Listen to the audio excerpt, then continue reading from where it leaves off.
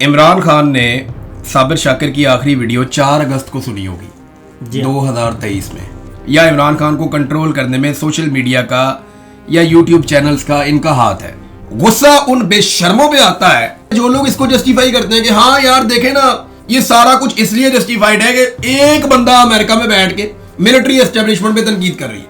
हर वो army chief तनकीद का निशाना बना है जो डिक्टेटर बना। एयर चीफ इतने गुजरे हैं, उन पे कोई तनकीद क्यों नहीं करता? नेवल चीफ गुजरे हैं, उन पे तनकीद क्यों नहीं करता? उनको पुरानी आदत है कि जी आलमी शतरंज या आलमी ज़रूरत बना जाए। बिस्मिल्लाहिर्रहमानिर्रहीम। नाज़रीन अस्सलाम वालेकुम, मैं हूं आपका मेज़बान साबिर शाकिर और मैं आपकी खिदमत में इमरान रियाज। आज 28 अप्रैल है जी और दिन है मंगल का। एक तो आपने एक व्लॉग करवाया थैंक यू फॉर नाश्ता यूट्यूबर्स के नाम पे, एक तो आपने यूट्यूबर्स के नाम पे व्लॉग करवाया। दूसरा, आजकल एक बहुत बयानिया चल रहा है और वो ये कि ये जो बाहर बैठे हैं लोग, वो ये सारे के सारे मसाइल की जड़ हैं और असल फसाद वो करते हैं, जबकि पाकिस्तान में सब बहुत अच्छा बह रहा है, दूध शहद की नहरें बह रही हैं, सब कुछ अच्छा चल रहा है और कोई मसला नहीं है। और इमरान खान साहब के मामलात भी जो बाहर बैठे लोग हैं वो ख़राब कर रहे हैं, पीटीआई को भी वो ख़राब कर रहे हैं और कोई मामलात सेट नहीं होने दे रहे। आइन शिकनी के ज़िम्मेदार भी वो हैं और जमहूरियत को भी वही कर रहे हैं और मीडिया को भी जो कुछ मीडिया के साथ हो रहा है। तो ये बुनियादी बात, असल मौजू की तरफ ये लोग क्यों नहीं आते? हमारे दोस्त जो हैं सारे के सारे। साबिर भाई, इमरान खान ने साबिर शाकिर की आखिरी वीडियो 4 अगस्त को सुनी होगी 2023 में। उसके बाद से लेकर अब तक आपको इमरान खान साहब ने नहीं देखा। बिल्कुल, क्योंकि 5 को वो गिरफ्तार हो गए थे। हाँ जी। मेरी आखिरी वीडियो इमरान खान ने सुनी होगी 7 या 8 मई 2023 को, जब आपको अगवा किया गया। क्योंकि मैं उसके बाद अगवा हो गया था। जब खान साहब बाहर आए तो मैं फिर जबरी तौर पे लापता था, और जब मैं बाहर आया तो फिर खान साहब अंदर थे। तो मेरा तो और 3 साल हो गए, खान साहब ने मुझे सुना ही नहीं। बिल्कुल, हम उनकी राय पे असरअंदाज हो सकते हैं। अब ये बार बार एक बयानिया पाकिस्तान में फैलाया जाता है कि इमरान खान का दिमाग ख़राब करने में या इमरान खान को कंट्रोल करने में सोशल मीडिया का या यूट्यूब चैनल्स का इनका हाथ है। सवाल ये पैदा होता है कि आपने कितने प्रोग्राम किए उस्मान बुज़दार के खिलाफ? मुझे तो अपने याद भी है कि मैंने 1.5 दर्जन प्रोग्राम किए थे। सही है। और टका के किए थे। तो क्या इमरान खान ने उसको तब्दील कर दिया था? बिल्कुल नहीं। इमरान खान ने जब फैसला किया कि वो अपनी पार्टी में इलेक्शन करवाएगा, सबने मुखालफत की। क्या इमरान खान ने उसको तस्लीम किया? इमरान खान ने कहा कि मैं असेंबलियों से इस्तीफा देने जा रहा हूँ, सबने मुखालफत की। क्या इमरान खान ने ये बात मानी लोगों की? इमरान खान इन चीज़ों से कंट्रोल नहीं होता। और वो एक दफ़ा नहीं, इमरान खान ने एक दिन एक वाक़या सुनाया था। साबिर भाई, आपको मैं याद दिलाता हूँ, इमरान खान स्टेज पे खड़े थे, 2015-16 की बात है ये। इमरान खान ने कहा कि मेरा पहला मैच था, पहली दफ़ा मैं टेस्ट मैच खेलने के लिए लाहौर के क्रिकेट स्टेडियम में, कदाफी स्टेडियम में गया। तो कहते नहीं मेरी बारी आ गई।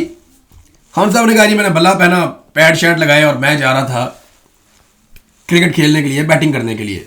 कहते पूरे स्टेडियम में नारे लग रहे थे, लाहौर दा शेर, पंजाब दा शेर। तो इमरान खान साहब कहते जी मैं बड़ा राजी। मैंने कहा यार क्या तारीफें हो रही, कमाल हो गया। वाह, खान साहब पहली गेंद पे आउट हो गए। वो जो 70 गज खान साहब अंदर गए थे ना, वो वापसी पे 700 गज हो गया। अब वही लोग जो है वो गालियां दे रहे हैं। इमरान खान ने खुद ये वाकया सुनाते हुए कहा कि मैं तो वो बातें भी नहीं बता सकता जो लोगों ने मेरे साथ की उस वक्त। तो तब वो कहते हैं मैंने एक बात अंडरस्टैंड कर ली थी कि मैंने अपनी ओपिनियन या अपने फैसले लोगों की राय के मुताबिक नहीं करने। लोगों की राय तो एक बॉल के बाद बदल जाती है। एक छोटी सी गलती या आपके साथ कोई बुरा हो गया तो साथ ही लोगों की राय बदल जाती है। इमरान खान इन चीज़ों से कंट्रोल नहीं होता साबिर भाई। और ये आज जो कहते हैं ना, असल बात जिस पे मुझे तकलीफ है या मुझे जो बुरी लगती है बात, वो ये कहते हैं कि पाकिस्तान की फौजी एस्टेब्लिशमेंट या एजेंसियां इमरान खान के ऊपर जो जुल्म कर रही हैं उसकी वजह सोशल मीडिया या जो बाहर बैठे हुए यूट्यूबर्स हैं उनका जो कहना है उसकी वजह से वो इमरान खान के ऊपर और उनकी बीवी के ऊपर जुल्म कर रहे हैं। अब ये कर ये रहे हैं कि अपने जुल्म को, अपने जबर को जस्टिफाई करने का एक नया तरीका है कि हम ये जुल्म और ये जबर इसलिए कर रहे हैं क्योंकि सोशल मीडिया हमारे कंट्रोल में नहीं आ रहा। अब मेरा सादा सवाल है कि जो इन्होंने कायदे आज़म के साथ किया उस वक्त किस वजह से किया? جو فاطمہ جناح کے ساتھ کیا وہ کس وجہ سے کیا, جو لیاقت علی خان کے ساتھ کیا وہ کس وجہ سے کیا, جو باچا خان کے ساتھ ہوا وہ کس وجہ سے ہوا, جو ولی خان کے ساتھ ہوا وہ کس وجہ سے ہوا, اکبر بگٹی کا کون سا سوشل میڈیا تھا جس کی وجہ سے آپ تنگ آ گئے تھے, بینظیر بھٹو کا جو قتل ہوا وہ کون سا سوشل میڈیا تھا جو آپ تنگ آ گئے تھے. بھٹو پھانسی پہ چڑھ گیا, پاکستان 2 ٹکڑے ہو گیا, آپ نے 4 مرتبہ پاکستان پہ مارشل لا لگایا, آپ نے بار بار حکومتیں بنائی اور حکومتیں گرائیں. کیا یہ سارا کچھ آپ نے اس لیے کیا کہ سوشل میڈیا آپ کو اکسا رہا تھا؟ دیکھیں انہوں نے ہر دور میں صابر بھائی کوئی نہ کوئی ظلم اور جبر کی کہانی رقم کی ہے, لیکن جب جب انہوں نے ظلم کیا ہے اس کے جواز کے طور پہ کوئی نہ کوئی کور انہوں نے رکھا. کبھی مذہب کا کور رکھ لیا, کبھی قومی مفاد کا کور رکھ لیا, کبھی سب سے پہلے پاکستان کا نعرہ لگا دیا, کبھی جناب یونیفارم کے تقدس اور احترام کا نعرہ لگا دیا, کبھی حب الوطنی کا نعرہ لگا کے ملی نغمے لانچ کر دیے. تو کچھ نہ کچھ کور انہوں نے ہمیشہ اپنے سامنے رکھا. جناب یہ ریزن ہے جس کی وجہ سے ہم ظلم کر رہے ہیں. مجھے غصہ ان بے شرموں پہ آتا ہے, بلکہ بے شرم بھی ایک چھوٹا لفظ ہے, میں اس سے زیادہ بڑے لفظ بولتا نہیں ہوں, آن ایئر تو بالکل ہی نہیں بولتا. مجھے غصہ ان پہ آتا ہے جو لوگ اس کو جسٹیفائی کرتے ہیں کہ ہاں یار دیکھیں نا اسٹیبلشمنٹ کا ظلم اس لیے جسٹیفائڈ ہے, یا اسٹیبلشمنٹ اس وقت جو عمران خان کے ساتھ زیادتی کر رہی ہے, یا عدت والا کیس ہے, یا گھٹیا ترین جو حرکتیں 200 سے اوپر مقدمے کر دیے ہیں, یہ سارا کچھ اس لیے جسٹیفائڈ ہے کہ ایک بندہ امریکہ میں بیٹھ کے یا کوئی بندی لندن میں بیٹھ کے ملٹری اسٹیبلشمنٹ پہ تنقید کر رہی ہے. بھائی اس سے زیادہ بے شرمی والی بات, اس سے زیادہ گھٹیا بات ہو ہی نہیں سکتی. اور بدقسمتی یہ ہے کہ ہمارے کالم نگار جو باقاعدہ کالم لکھتے ہیں, میں آپ کو سہیل بڑائش صاحب ہیں, انصار عباسی صاحب ہیں, یار خدا کا نام لیجئے, آپ عمران خان پہ ہونے والے ظلم کو جسٹیفائی کرتے ہیں یہ کہہ کر کہ فلاں جگہ میں بیٹھا ہوا ایک آدمی یہ بات کر رہا ہے اس لیے عمران خان پہ ظلم ہو رہا ہے. بھائی عمران خان نے اپنے منہ سے کہا کہ میں عاصم منیر کے سامنے گھٹنے نہیں ٹیکوں گا. عمران خان نے اپنے منہ سے کہا کہ میں ان کے سامنے نہیں جھکوں گا, مجھے ڈرا ہوا دیکھنا ان کا خواب رہ جائے گا. بھائی اس نے کہہ دیا, ہم نے رپورٹ کر دیا, اب وہ کہتے ہیں یہ رپورٹ بھی نہ کرو. بھائی کیوں رپورٹ نہ کریں؟ اگر تم رپورٹ نہیں کرتے تو ہم رپورٹ کر رہے ہیں, کرنے دو. یہ ہر دور کے ڈکٹیٹر کے سامنے جھکے, ہر دور کے ڈکٹیٹر کے انہوں نے جوتے پالش کیے ہیں, اور آج یہ بیانیہ بھی ان کا زبردوس ہو گیا, یہ فارغ ہے ان کا بیانیہ. لیکن نواز شریف صاحب کو 3 دفعہ فارغ کیا, تو کیا وہ یوٹیوبرز کی وجہ سے کیا تھا؟ اور بے نظیر کو 2 دفعہ, بے نظیر بھٹو محترمہ کو 2 دفعہ کیا, گیلانی کو, محمد خان جنہیں جو حکومت برطرف ہوئی, گیلانی صاحب گھر گئے, یہ سارے کے سارے جو ہیں وہ یوٹیوبرز کی وجہ سے گئے. ایک بات, دوسری بات ہے آئین جو توڑا گیا اس وقت بھی 26ویں 27ویں غیر آئینی ترمیم کی گئی, وہ ہماری وجہ سے توڑی گئی, یا یہ جو عدلیہ کا کباڑہ کیا وہ یوٹیوبرز کی وجہ سے کیا, یا بیرون ملک جو لوگ موجود بیٹھے ہیں ان کی وجہ سے کیا. یہ اصل میں ان کو سمجھ نہیں آ رہی اور ان کا کوئی بیانیہ بن نہیں پا رہا, اس لیے یہ سارے کا سارا الزام جو ہے وہ کہتے ہیں کسی نہ کسی کے سر تھوپ دیا جائے. اور نہیں اصل بات پہ ہے نا صابر بھائی, اصل بات یہ ہے کہ ہمارے یہاں جو بھی آرمی چیف بنتا ہے اسے سیاہ اور سفید کا مالک بننا ہوتا ہے. وہ یہ کہتا ہے کہ پورا ملک میں کنٹرول کروں گا, زیادہ تر یہی کرتے ہیں. بہت کم کوئی شاد و نادر آتا ہے جس کو تھوڑی انسانیت ہوتی ہے کہ نہیں یار چلنے دو, پاکستان ایک ملک ہے, ہم سب کا ملک ہے, سویلینز کا بھی اتنا ہی حق ہے تو چلنے دیتے ہیں. زیادہ تر یہ ہوتا ہے کہ مجھے ایکسٹینشن ملنی چاہیے, میری نوکری لمبی چلنی چاہیے, میرے پاس اختیارات سارے کے سارے ہونے چاہیے, حکومت کیسے چلے گی, حکمران کیا کریں گے, کون سی وزارت کس کے پاس ہوگی, یہ فیصلے میں کروں گا. فارن پالیسی کیا ہوگی, داخلی پالیسی کیا ہوگی, دفاعی پالیسی کیا ہوگی, یہ سارے فیصلے میں کروں گا. ملک میں معیشت کیسے چلے گی, ملک میں تعلیم اور ہیلتھ کیسے چلے گی, کاروبار کیسے چلے گا, یہ فیصلے میں کروں گا. زراعت کیسے چلے گی, زراعت. اب جب یہ فیصلوں کے بیچ میں جب پبلک آ جاتی ہے یا سویلینز آ جاتے ہیں تو اس سے تکلیف شروع ہوتی ہے. اصل مسئلہ یہ نہیں ہے کہ یہ یوٹیوبر آ گئے یا وطن کے دشمن آ گئے یا غدار وطن آ گئے یا کوئی باہر سے اٹھ کے آ گیا یا کوئی اندر سے اٹھ کے آ گیا, یہ مسئلہ نہیں ہے. اصل مسئلہ یہ ہے کہ اس ملک کے سسٹم پہ ایک ادارے نے قبضہ کیا, اور ادارے کا اس میں کوئی مفاد نہیں ہے صابر بھائی. میں سچ آپ کو بتاؤں, وہ بے شمار لوگ اس میں لاکھوں لوگ کام کرتے ہیں, وہ ان کا قصور تو نہیں ہے نا, قصور تو ان لوگوں کا جو اپنا مفاد نکالتے ہیں اس میں. صحیح ہے, سب کو گندا کرتے ہیں, مفاد اپنا نکال لیتے ہیں. دیکھیں بات یہ ہے کہ اب تک کتنے ملٹری ڈکٹیٹرز ہیں جن کو تنقید کا سامنا کرنا پڑا, یا کتنے آرمی چیف آئے, ہر وہ آرمی چیف تنقید کا نشانہ بنا ہے جو ڈکٹیٹر بنا. وہ جنرل ایوب, وہ یحییٰ خان, وہ جنرل ضیاء صاحب, وہ جنرل مشرف صاحب, اس کے بعد جنرل باجوہ, اور اس کے بعد جنرل عاصم منیر صاحب. اس کی ریزن یہ ہے کیوں باقی کتنے آرمی چیف گزرے ہیں ان کا کوئی کیوں نہیں ذکر کرتا. جنرل وحید کاکڑ صاحب پہ کوئی تنقید کیوں نہیں کرتا. جنرل راحیل شریف پہ راحیل شریف کو ایکسٹینشن چاہیے تھی لیکن بچ کے نکل گئے. کیوں ان پہ جنرل کیانی نے ایکسٹینشن لی اس کے باوجود بچ کے نکل گئے. اور اس کے بعد آپ کے جنرل آصف نواز جنجوعہ ان پہ کوئی تنقید کیوں کاکڑ صاحب ہیں. جنرل جہانگیر کرامت ان پہ تنقید کوئی کیوں نہیں کرتے. اتنے سارے آرمی چیف گئے ہیں کسی کا آج تک کسی کو نام بھی نہیں پتا. اور جنرل قیم عارف تھے وہ ان سب کے. اور پھر یہ کہ chairman joint chief of staff committee جو 4 اسٹار جرنیل ہوتے ہیں ان پہ کوئی تنقید کیوں نہیں کرتا. ایئر چیف اتنے گزرے ہیں ان پہ کوئی تنقید کیوں نہیں کرتا. نیول چیف گزرے ہیں ان پہ تنقید کیوں نہیں کرتا. صرف ایک ایڈمرل منصور الحق جو کرپشن میں پکڑا گیا اس پہ ہوتی ہے.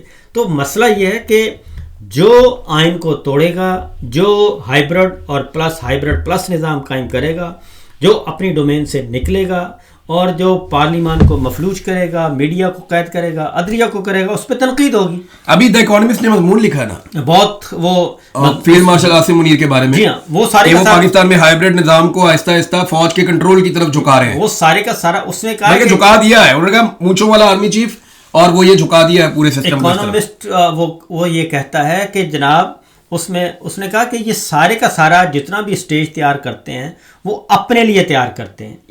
ایران امریکہ مذاکرات کے پس منظر میں انہوں نے لکھا نا, انہوں نے کہا جی کہ یہ تو ساری چیزیں وہ کر رہے ہیں اپنے لیے اور کہ کوئی نہ کوئی ایسی اپنی ضرورت بنے. اور ایک اور بات انہوں نے کی, انہوں نے کہا کہ جو ملٹری ہے نا جی, ہمارے ملٹری لیڈرشپ آتی ہے, ہمارے جرنیل جو آتے ہیں آرمی چیف بنتے ہیں, وہ کہتے ہیں ان کو پرانی عادت ہے کہ جی عالمی شطرنج یا عالمی ضرورت بنا جائے.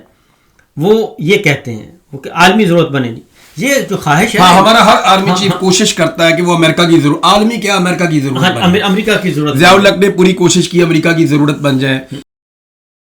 جنرل مشرف کا جیک پاٹ لگ گیا 9/11 کے بعد, وہ امریکہ کی ضرورت بن گئے.